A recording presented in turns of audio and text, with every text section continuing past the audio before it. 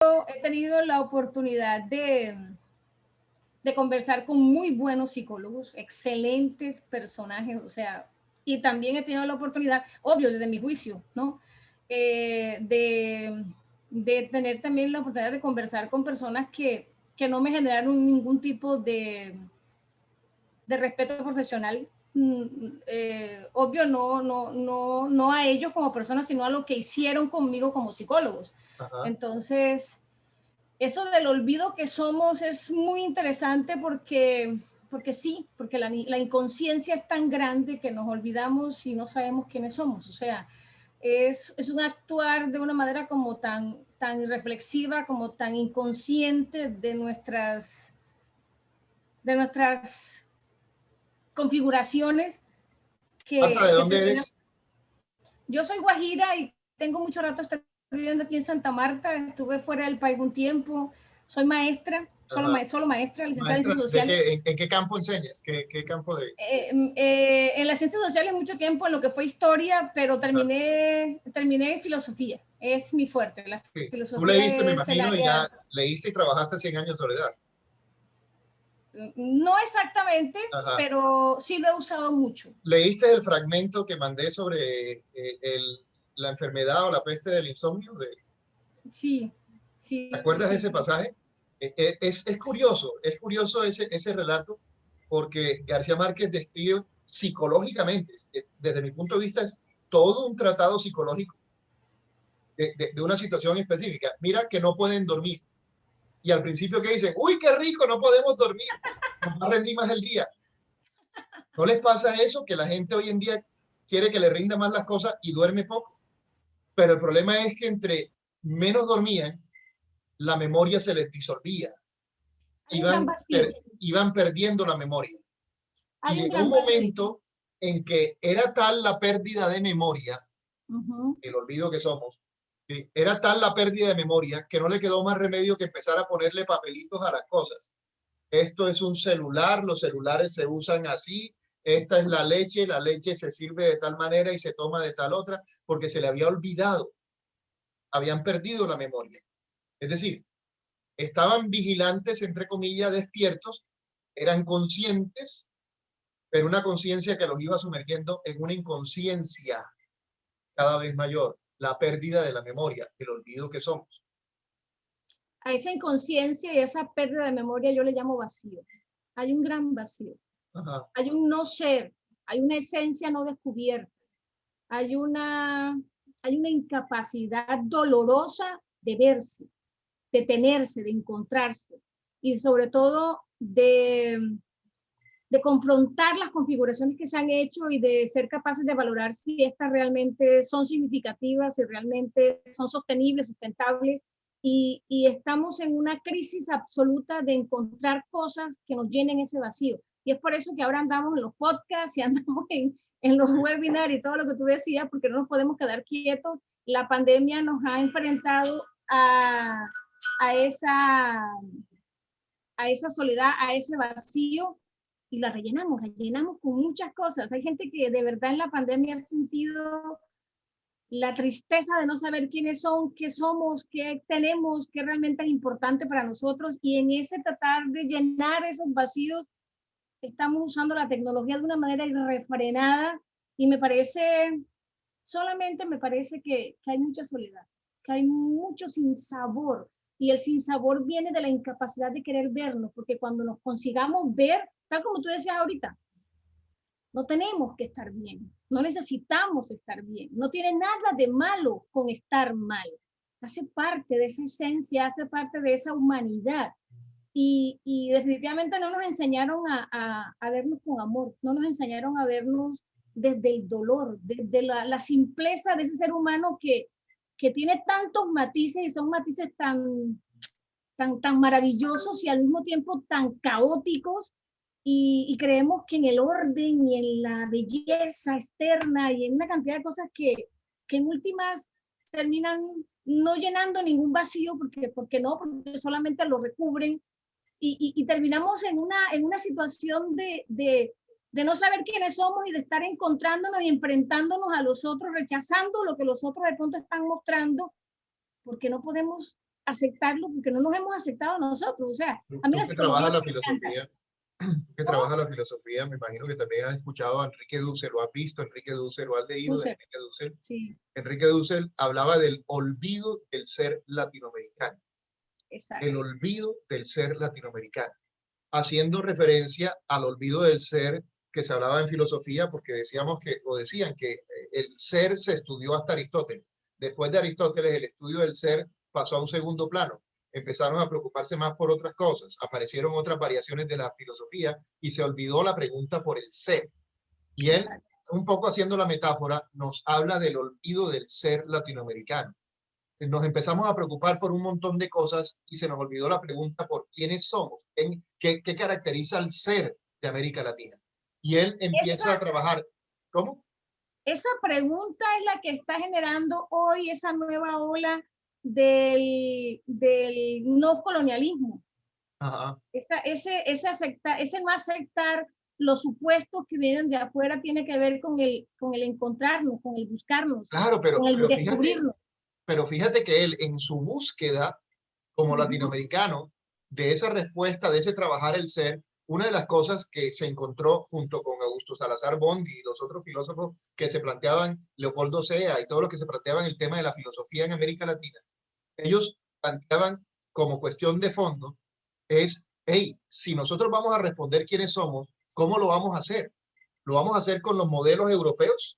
¿Lo vamos a hacer con los modelos norteamericanos o lo vamos a hacer construyendo un paradigma, una filosofía latinoamericana? Entonces venía la pregunta, ¿qué significa filosofía latinoamericana?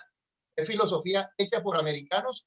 Los que no son de América no pueden hacer filosofía latinoamericana, sobre todo que muchos de los que promovían la filosofía latinoamericana venían de España, de la España que salían huyendo de la dictadura. De, de, de, de, Lo, sí, lo peor de todo lo que tú dices, ¿sabes qué es? Que dentro de esta ola en contra del colonialismo, lo que se ha hecho es ir a los antepasados, que no tiene nada de malo, no tiene nada de malo. Hay una ola de rescate de lo autóctono, de lo nativo, y eso me parece excelente, sí, pero ahí tampoco está lo que somos. Lo ajá. que somos está aquí, está ahora. Oye, perdón, se me viene a la mente, hago una pregunta técnica, porque yo estaba tan metido en clase y en cosas y me dio la impresión que tumbaron una estatua de Nariño, De Belalcázar, pero de Sí, Nariño también. de Nariño también. sí, Sí, creo que una en No lo he Nariño, visto. en de Nariño. Nariño, en Y yo Pasto, pregunto, ¿y por qué tumbaron a Nariño? Nariño no fue el que en tradujo los Pasto, derechos humanos. pero es en Nariño Eh, precisamente, en Pasto. ¿Ah? Es es que, precisamente en Pasto que lo tumbaron y allá pues hay sí, toda una Por eso. historia. Sebastián de Belalcázar. Fue A el que ver, lo no, tumbaron. Alcázar, no, No, fue no, en no, el Nariño. Alcázar fue en Cali. No, en Fue en Nariño. Nariño En y es por Cali. la cuestión, En por la Nariño también. cuestión de de ¿En Nariño por que qué? cuando atraparon a Nariño y lo encarcelaron y después le dieron libertad, se supone que ahí iba a haber como una tregua Ajá. entre el Ejército de Liberación y Nariño. ya. Pero eso, y bueno, lo que en esa época era Pasto, esa zona. Pero Nariño, pues al salir, yo dijo como hay que darles duro, más duro a estos pastuzos porque están como muy alborotados. Y No, según por pero las tú sabes masas, qué pasó en Pasto. Tú sabes lo curioso de Pasto. Pasto fue el único lugar que se opuso, Que se resistió, eso puso, que se sí, al resistió. ejército de Ojo, liberación, claro, sí. no, no, que se resistió que se a la resistió, liberación americana. Es decir, claro, es por él eso, puso resistencia a Bolívar. sí, es por Sí, eso.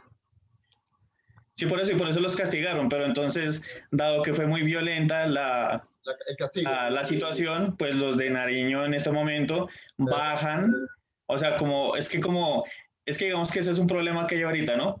Que Ajá. generalizamos todo. Entonces ahorita estamos en contra de aquellos que alzaron sus armas y violentaron al Contra el pueblo. poder. Estamos en Sí, contra del poder. sí, El entre contra del comillas, sí. poder. Entonces allá en Nariño bajaron la estatua de Nariño porque en algún momento usó el Ajá. poder para oprimir a ese pueblo. Pero pues me Pero, parece salió de contexto.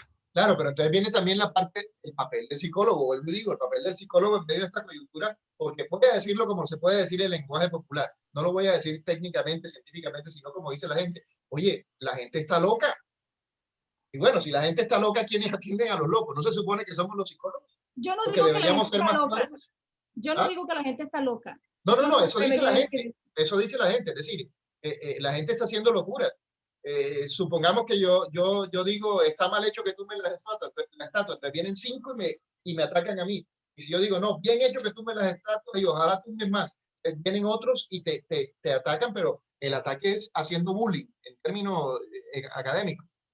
Es decir, Ni te me hacen parece bullying. que todo lo que está pasando está fuera del contexto. Por ejemplo, eso de que tumbaron la estatua, no me parece tan fuera de contexto, ¿sabes, Mario? Ajá. A mí me parece que hace parte del mismo hilo conductor que ha llevado a las personas hoy a rechazar muchas cosas que ya estaban hechas, puestas, dispuestas y que incluso les montaron estatuas. O sea, Sí, sí. estamos en una era, en una etapa disruptiva, absolutamente disruptiva. Ahora, la razón de la disrupción es la que de pronto sí tendríamos que entrar a analizar.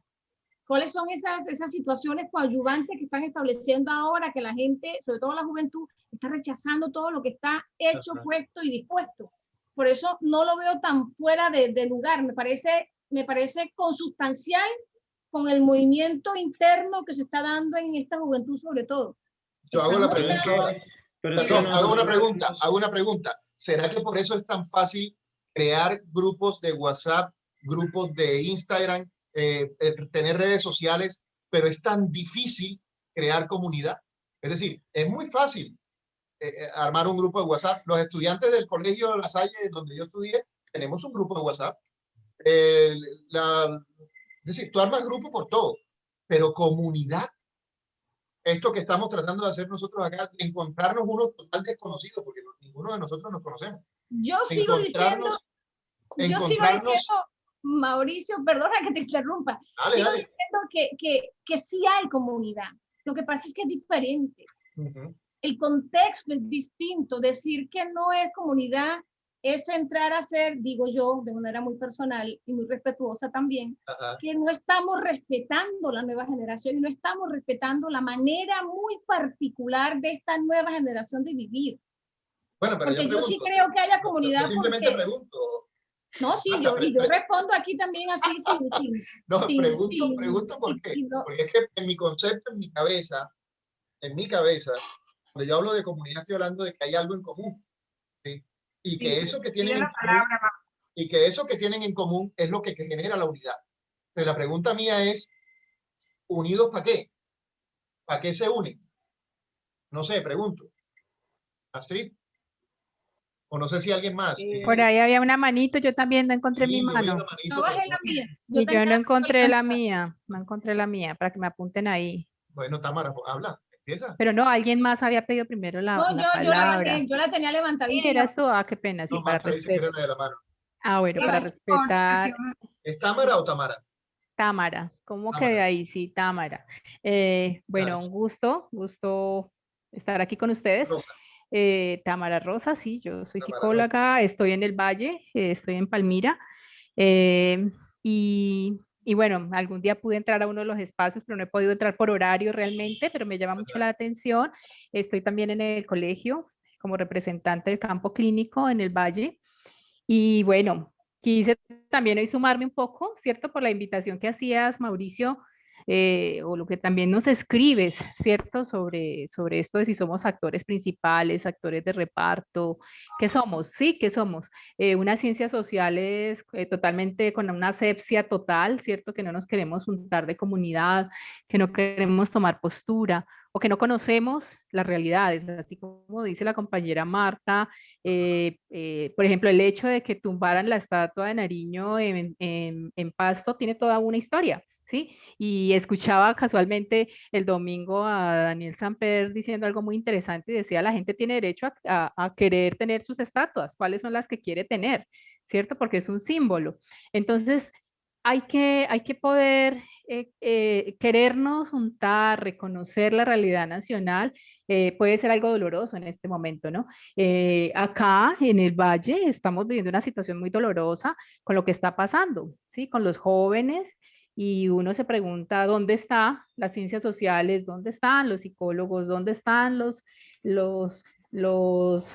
profesionales, las personas pronunciándose por un hecho que ya va más allá de situaciones partidistas, sino que estamos hablando de vida, de condiciones de justicia social, ¿sí? Y de calidad de vida, de bienestar.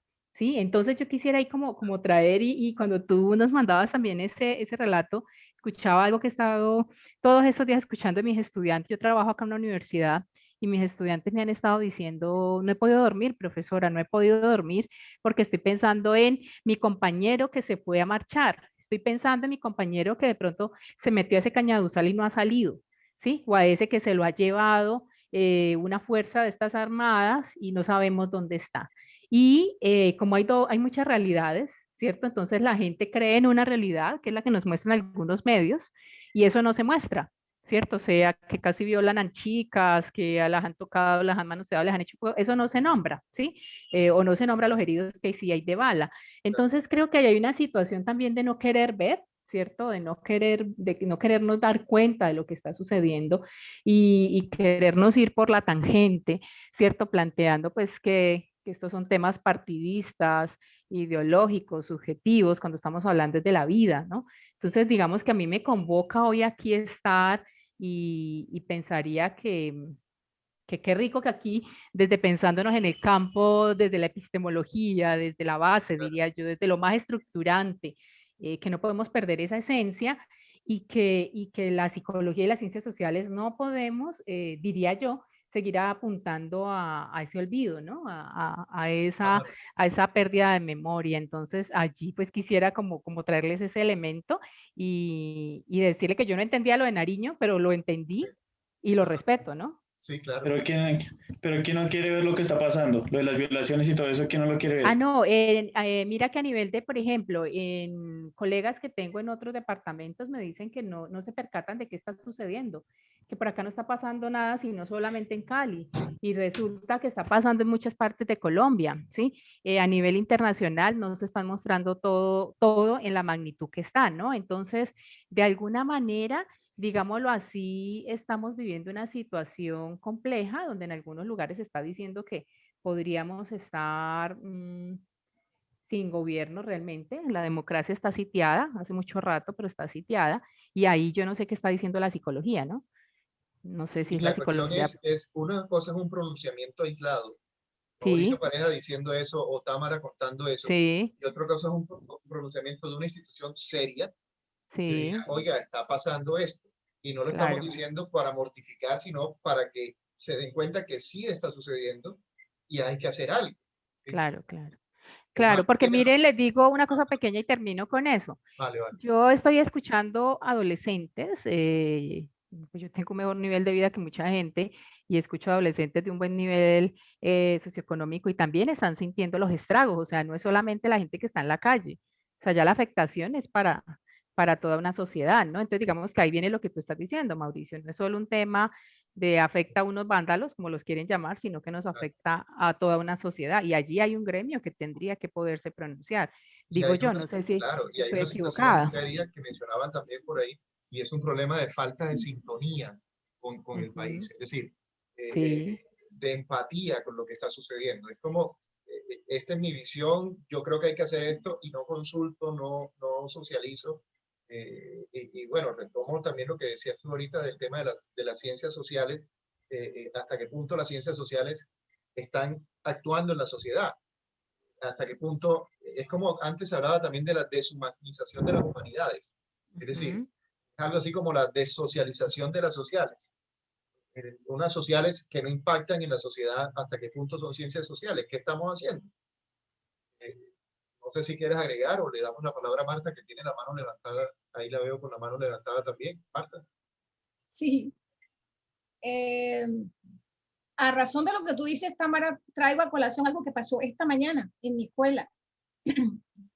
Pues estamos en paro, ¿no? A pesar de eso, pues los grupos de WhatsApp, desde donde nos comunicamos de manera muy ligera con los estudiantes, porque todo lo hacemos por vía videollamadas y eso. De todas maneras, están los grupos de WhatsApp.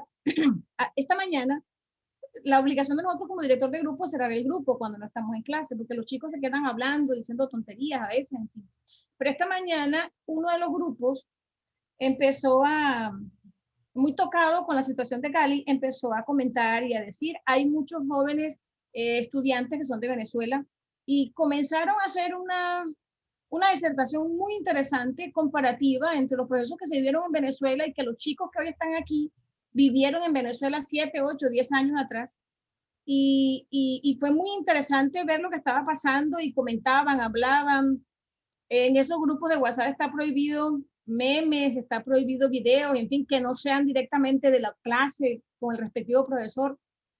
Y bueno, ellos comenzaron a hacer su charla. Como estábamos en paro, yo no estaba atendiendo clases en ese momento. Yo hago parte del grupo porque soy profesora del curso y me di cuenta que estaban en una conversa muy interesante y empecé como a direccionar la conversa y a manejarla con ellos y comentábamos y hablábamos. De repente yo me ocupé en algo y los dejé solos como por espacio de una hora. Ellos siguieron conversando y al rato me doy cuenta, cuando vuelvo y me acuerdo y vuelvo y me meto a ver qué estaba pasando, me doy cuenta que uno de los profesores, cualquiera de nosotros, los regañó y les dijo que el grupo no era para eso. A mí me pareció catastrófico, casi lloro. O sea, claro, unos niños no tienen más de 16 años, grado 10, ni siquiera grado 11, grado 10. Y un profesor que ve que están trabajando de ese tipo y que, bueno, sí, estaban soltando audios, estaban mostrando videos. No, aparentemente no era una clase, no era un momento en el que eso alguien se los estuviera direccionando, qué sé yo, pero me pareció catastrófico. Yo inmediatamente busqué la manera. No bloquearon. No los bloquearon, porque quien les hace el comentario no es el director del grupo que podía bloquear el grupo, gracias a Dios. Claro. Entonces yo entro y les digo a los pelados, busco la manera de justificar un poco aquí como entre bomberos, no pisándonos las mangueras, porque tampoco me conviene desvirtuar al profesor del todo. Manejé el asunto de tal manera que les dije que de pronto era que él estaba pegándose a alguna broma que ellos hicieron. Les hice ver que la broma en medio de una situación de crisis era a veces una situación de endulzarnos la mala situación y que a veces los colombianos tenemos esa costumbre de manejar la cosa con broma y que a lo mejor el profesor no entendió la broma y por eso el comentario, pero le dije, hagamos de cuenta que están en clase con Marta Arón, sigamos la charla, sigamos la disertación, es más, exprésense, hablen, monten, digan que aquí respondo yo porque ya entré nuevamente al grupo y no los voy a dejar solo. Cuando ya yo no tenga el tiempo, la disponibilidad, entonces cerramos el grupo para que no se queden solos. Y ustedes no se imaginan todo lo que esos muchachitos entre 14 y 16 años dijeron, expresaron, mostraron en ese momento.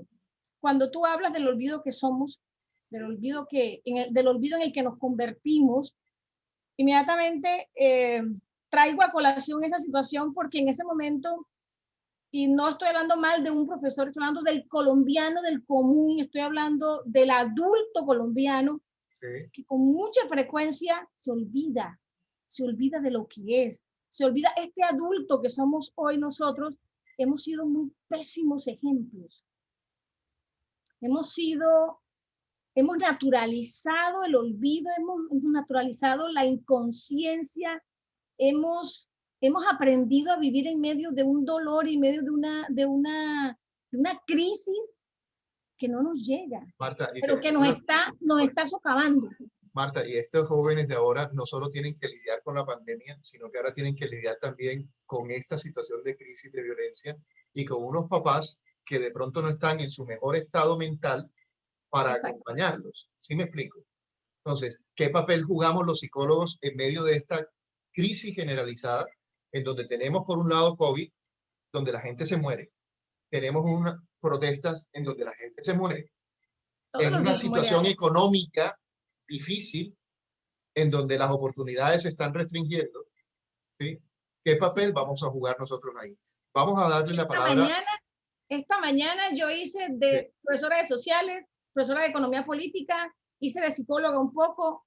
Yo estoy dando unas conferencias gratis sobre depresión, ansiedad y estrés, y las estoy dando casi que semanalmente, porque es lo generalizado en este momento. Los pacientes que estoy atendiendo, la mayoría tienen esa situación, pero también lo hago para el público en general. ¿Por qué? Porque es que mucha gente tampoco tiene la plata para estar pagando consultas, ¿sí? Entonces, hacer las conferencias es también como un espacio de crear comunidad. Yo no sé, no voy a hablar desde mi punto de vista. Yo creo que esta cosa la salva la comunidad. Esto no lo salva un mesías. Esto lo salva un trabajo colectivo, un trabajo comunitario. Los mesías son un peligro, ¿sí? para mí el mesianismo es un peligro. El trabajo comunitario, el crear conciencia comunitaria es mucho más provechoso. Bueno, pero quiero cederle la palabra a Mario, que levantó, y también dice Cortés, Denis Cortés, que la levantó después de Mario. Son las 7:58 minutos. Vamos a tratar de que sean las últimas intervenciones para cumplir con el horario que les dije, que era de 7 a 8, y ustedes saben que a mí me gusta cumplir horario, no me gusta brincarme. Mario, tienes la palabra. Sí, bueno, yo creo que ya orientándonos, porque estamos hablando mucho de las generalidades de todo, pero Ajá. hablando de la psicología, yo creo que sí hay que pensarse, yo creo que el psicólogo, el papel del psicólogo, el que debería tener, es formar un marco como de acción y de expansión mental, por decirlo así, ¿sí? Estructurar y definir qué cosas, digamos, son válidas, qué cosas no lo son. Digamos, en este caso yo creo que es importante, en la situación actual que estamos, empezar a hablar sobre los marcos grupales que cada cual tiene, ¿sí? El marco de la fuerza militar, el marco de los protestantes, y empezar como a desvanecerlos para unificarlos, porque es que ese A es mí el me lío, ¿no? gustó un ejercicio que tú hiciste la vez pasada con Alberto Linero, y es que mostraste el tablero que tienes atrás. Sí, ¿Sí? ¿Tú fuiste el que hablaste del tablero? sí, ¿Sí te acuerdas? sí, Yo creo señor. que es eso. Yo creo que si nosotros pudiéramos ver lo que la gente tiene en su cabeza, lo que la gente, el marco con el que se está moviendo, tendríamos cómo empezar a conversar. ¿Sí? Ajá, Y no podemos conversar si no aprendemos a escuchar al otro. Repito, el riesgo que tenemos, Mario, es grandísimo de hacer monólogos, monologar. Hacer silencio y escuchar al otro para poder escuchar el marco ese que tú me estás diciendo. sí, Continúa. sí, por eso, porque es que es exacto, el marco que yo formo y en el cual yo me identifico, ya desde ahí empiezo a ver el mundo, y los otros que están fuera de ese marco es como el enemigo, ese otro que está en contra de mí. Entonces sí, sería muy importante empezar a visualizar los distintos marcos y a tratar de formar líneas de contacto, no tanto choque, sino como puentes que permitan el diálogo, como tú lo estás diciendo. Mario, y te la pongo más interesante todavía. Tiene que ser un diálogo en donde nosotros, por ejemplo, los que somos psicólogos, seamos capaces de conversar en un escenario político en donde hay que buscar la forma de que quepamos todos. Aquí el asunto es que uribistas de un lado, petristas del otro, de centro, yo no sé qué del otro lado. Es decir, hey, a menos que la solución sea esa, pues partamos el país en pedacitos a ver quién va a quedar con qué pedacito. O si aprendemos a convivir, porque el asunto no es de fragmentar el país, No, no, no, de no, aprender por a eso convivir. mismo. Por eso mismo es de leer los marcos, ¿sí? Por eso es formar puentes, para Ajá. empezar a unirnos en vez de estructurarnos en posiciones. Es empezar a desestructurar y a unificarnos, a Yo quiero, entendernos, a visualizarnos. yo quiero hacerles una propuesta con lo que tú estás diciendo. Eh, yo les anuncié que vamos a hacer un curso de epistemología. Y hace unas sesiones anteriores yo había mencionado a un autor que a mí me pareció interesante, un español que vive en América Latina hace muchos años, que es José Luis Gómez Martínez. Yo les voy a mandar por WhatsApp un texto de José Luis Gómez Martínez que se llama El discurso antrópico y su hermenéutica. Y les propongo que dentro de 15 días, es decir, no el martes que viene, sino dentro de 15 días, nos volvamos a encontrar y vamos a lenguajear, vamos a conversar sobre el texto de José Luis Gómez Martínez. Yo me voy a tomar el atrevimiento de tomar la palabra en primer lugar porque es un autor que yo he trabajado mucho. Mi tesis de la maestría, que se llamó Pensamiento Sismo Resistente, la hice en buena parte sobre el trabajo de José Luis Gómez Martínez, apoyándome en ese texto. Entonces, ese va a ser el pretexto para conversar en la primera clase que tendremos de epistemología. Cuando digo clase es conversatorio también, pero voy a anunciarlo como clase, ¿de acuerdo? Y las clases son sesiones. Si tú no puedes asistir a la próxima clase, te va a quedar el video. Mira el video, ¿sí? Pero ¿qué sería chévere? Que estuvieran presentes. Que no digamos, como hay video, entonces yo no voy y veo el video. No es que el video lo haces tú, lo hago yo. Necesitamos tu palabra, como dice Mario, necesitamos que tú hables para escucharte. No es que hable el profesor. No, aquí no hay profesor. El profesor eres tú. el diálogo lo hacemos entre todos. Entonces yo voy a ir poniendo textos, voy a ir proponiendo ejercicios de tal manera que la llamada a clase no sea una cátedra, que sea un construir conocimiento a partir del diálogo. Entonces el pretexto va a ser ese, el discurso antrópico y su hermenéutica. ¿Para qué? Para hacer lo que tú estás planteando, Mario.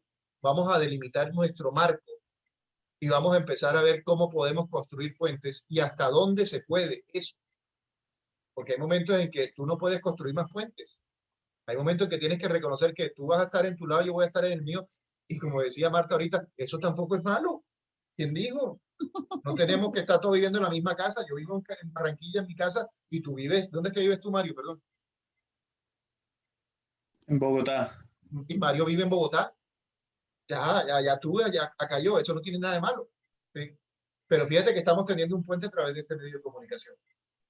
Bueno, no sé si quieres añadir algo más o le damos la palabra a Denis.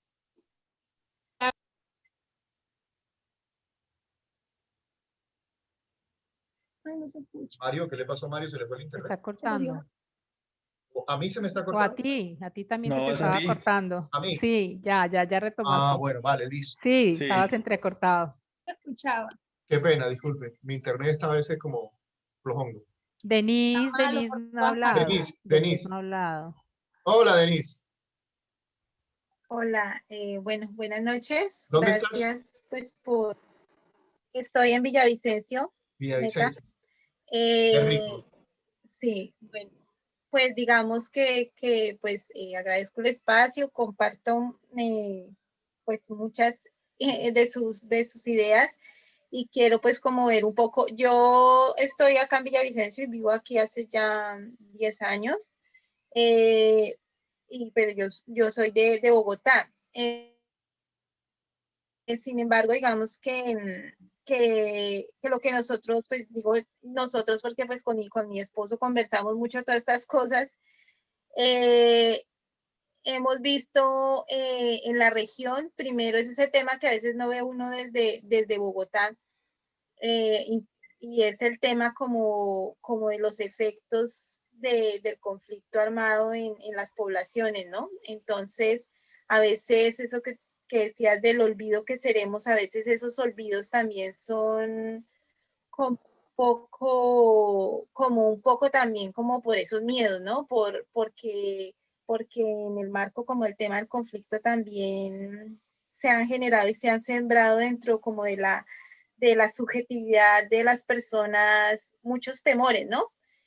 Pero también hemos podido ver como un avance y hemos sido observadores de cómo ha avanzado el movimiento juvenil acá en el municipio y en el departamento en general, en la región, y digamos que eso también pues alimenta como una esperanza en el sentido en que se ve que también eso se va rompiendo, ¿no? Y se va rompiendo por esas dinámicas que señalaban de alguna manera que se dan definitivamente en lo colectivo. Porque yo no puedo pues superar el miedo si no se lo cuento a alguien, si alguien no me lo escucha y me lo ayuda a tramitar de alguna manera. No puedo tramitar la desesperanza si no se la cuento a alguien y alguien pues me da un aliento también de alguna manera y miramos como qué futuro construimos juntos. Entonces sí me parece muy importante que el tema de lo colectivo y la comunidad, y en eso coincido mucho Sí. con lo que planteó Mauricio y han planteado, y creo que es por ahí, porque digamos que cada uno en nuestro cuadrito, así como nos vemos en la pantalla de Zoom, cada uno solito, pues muy difícil, ¿no? Tenemos que como unir todos los cuadritos y ver qué encontramos en común. Y ahí en ese sentido, también como lo decían ustedes, podemos ver pues qué de esos intereses nos unen, pero seguramente, como lo acabas de decir tú también, qué nos separa, ¿no? Y qué cosas pues definitivamente uno dirá pues seguramente los intereses de unos sectores del país irán por un lado diferente que por los que van pues otros sectores del pueblo colombiano, pues como se ha visto en todo este proceso, pero sí pues tiene que haber de alguna manera uno llegar como a a algún tipo de manera de convivir, y si de pronto los intereses se encuentran demasiado, pues bueno, ahí ya habría que ver precisamente cómo a través de diferentes acciones no violentas se puede llegar como a precisamente avanzar. Pero yo creo que sí, que es eso. Y el papel del psicólogo yo creo que también es eso. Incluso desde los ámbitos, yo estoy también en el ámbito de la educación. Yo soy orientadora escolar en una institución educativa pública acá en Villavicencio. Estuve mucho tiempo de representante del campo de psicología educativa del colegio. Y creo que, y siempre, digamos, tengo ese convencimiento precisamente de que el trabajo de la agremiación y de lo colectivo debe apuntar hacia allá, ¿no? Hacia no solo como yo persona me beneficio individualmente, sino que yo como profesional para el gremio, pero también para el sentido que tiene nuestra profesión, ¿sí? Entonces yo creo que sí tenemos que explorar como esos sentidos en nuestra profesión, en nuestra labor como psicólogos. Y efectivamente, pues porque, y el trabajo colectivo, pues como ustedes todos lo saben, no es fácil, porque es lidiar, y a veces es empujar, y a veces es jalar, y a Trabajar con veces seres humanos no descartar, es y a fácil. veces descartarse. Pero yo Trabajar creo con que no hay seres humanos no que es fácil. A veces, perder a eso. veces ni uno mismo quiere hacerse caso. A veces uno tiene que cogerse por la oreja y decir, te levantas, vas a trabajar. Sí, no, Sí, gracias por estar conectada, Deli. De verdad, gracias. qué alegría que estés aquí con nosotros. No te imaginas la alegría que me da.